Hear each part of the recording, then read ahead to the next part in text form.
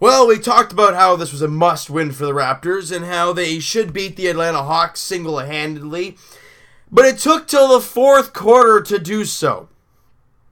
Raptors win 106-90, like I said, over the Atlanta Hawks, and for long stretches of this game, nobody led them more than 5.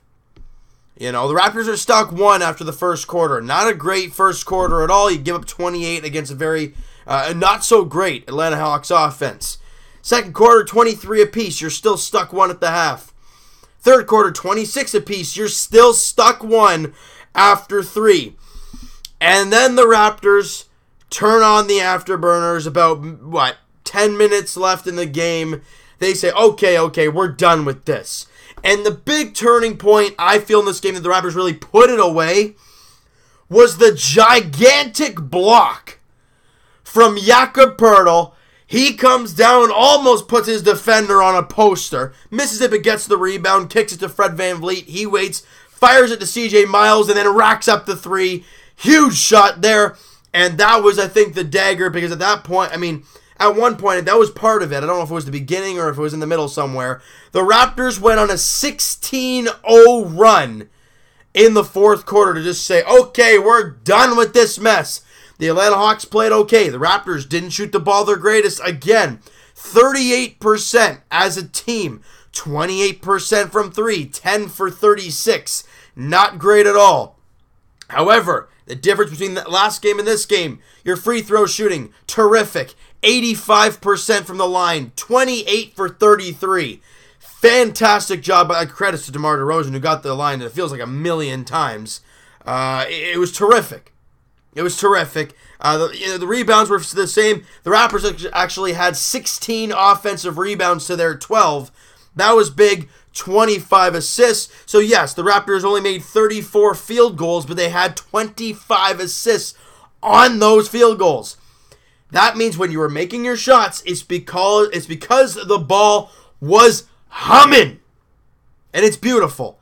12 steals to their 7, 8 steals to their 7, 11 turnovers for us, 21 turnovers by the Atlanta Hawks. That is a freakish number. 2 technicals in the game. DeMar and Kyle get 1. But you know what?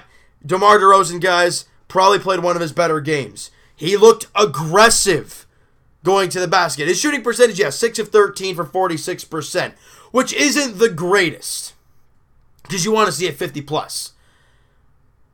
However, this guy, DeMar DeRozan, kept driving hard, and he got a lot of calls in the third and fourth quarter. Look, DeMar DeRozan had 14 free throw attempts, 12 for 14, 85% from the line. He was also 1 of 2 from 3 and a plus 18 on the floor. 25 points, 3 boards, 4 assists for DeMar DeRozan. I thought he was terrific in this game. Took over at some points and really kept this team hanging around.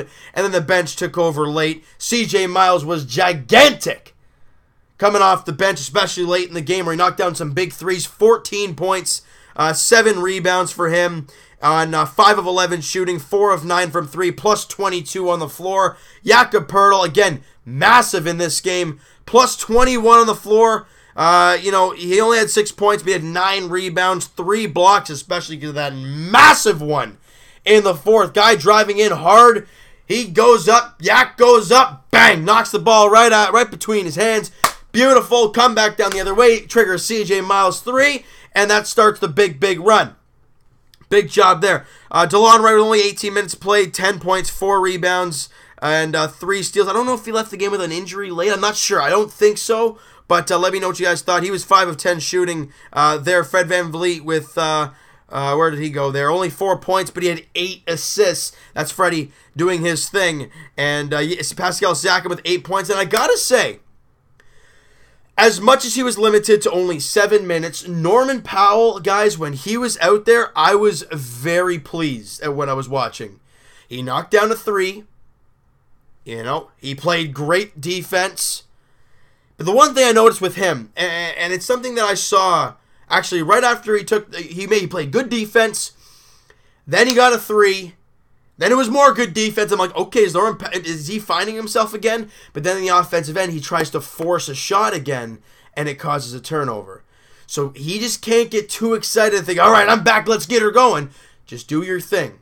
Hard defense, good looks. If that means you drive and kick it to somebody, that's fine. Don't take a stupid shot. I mean, I think he was okay in this game. In 7 minutes, he had 5 points and a rebound and a steal as well. 1 of 3 shooting, 1 of 2 from 3, and 2 of 2 from the line, and a +6 on the floor. I thought he was okay in his limited minutes. Kyle Lowry, 15.7 boards in his time, 4 of 10 shooting, 7 of 8 from the free throw line,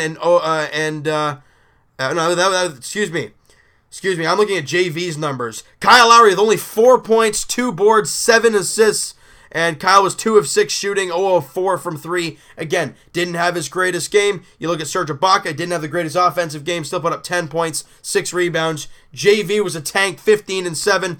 We've kind of gotten used to this now. 4 of 10 shooting, 0 of 2 from 3, 7 of 8 from the free throw line. You know, that is huge. Being able to have a big man who is offensively gifted like JV is, and who is able to shoot from the free throw line on a consistent basis. You look at some of the big men, like I guess it's the old school big men, the guys like Andre Drummond and guys like, I mean, they've gotten better at shooting free throws, but arguably aren't great at all. I'd rather foul them than anybody else. But when it comes to JV, he's a terrific free throw shooter. He's shooting 80%.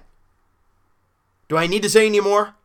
Your free throw percentage is huge, especially when you're a team that attacks hard like the Raptors do.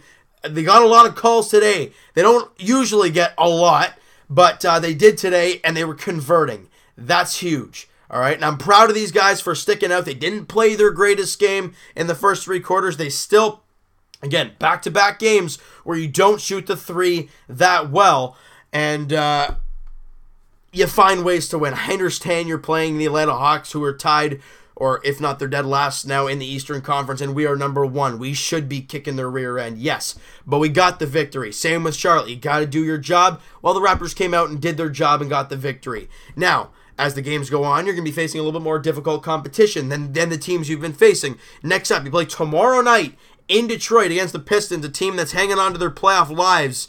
I mean, they've lost 3 straight. They're 29 and 35. They're really not playing well. However, they're at home. They did not play today, so you got to look at it from that standpoint. The Raptors got to come out playing. They can't look for a fourth quarter, killing of the Detroit Pistons because you're on a back-to-back. You got to come out hard, put the pressure on them hard, make them work. All right? And to see JV, I think last game against Andre Drummond, JV put up a ridiculously good performance. I'd love to see that again. Again, the bench has to do their job. Hopefully DeLon Wright's okay, if I'm not mistaken. If he's not actually hurt and I'm just seeing things, then okay, then this whole concept is gone. But I'm happy this team won. Win number 40, 46 on the season, 46 and 17. We've won 5 straight. And, the road, what do you want to call it? The road to 60 wins is continuing with a dub today. And you're looking for another dub tomorrow, all right? So you know what, guys? That is going to do it for this one. You guys enjoyed this video and you guys enjoyed this game. Smack that like button. I do appreciate that. Hit the subscribe button if you guys have not already. Comment down below. What did you guys think of this game? Who's your MVP? Where did this team go wrong? Where did they not play well, other than the 3-point shooting? Because we all know that happened. But let me know what you guys think, and we'll talk to you guys next Tuesday podcast. Hope you guys enjoyed this week's podcast. Hopefully next week's will be on iTunes. We'll keep you guys posted on that. Monday, we'll be talking to you guys Jay's Edition. This past week's games, they lost today. We'll break all those games down as we get closer and closer to spring training. We'll talk to you guys Saturday. Leafs Edition is their day on the Pittsburgh Penguins at the Air Canada Center. Looking to dip out of this 4-game losing streak, and the Penguins are hot, so we're just going to have to wait and see what happens there, and we'll talk to you guys Raptors edition tomorrow night in Detroit, 8 p.m. tip-off. Raps look to win 6 straight heading into Houston and Raptors on Friday night. Oh boy, that's going to be a nuts game. But first up, Raps, Pistons, tomorrow night, 8 p.m. tip-off. We'll talk to you guys then.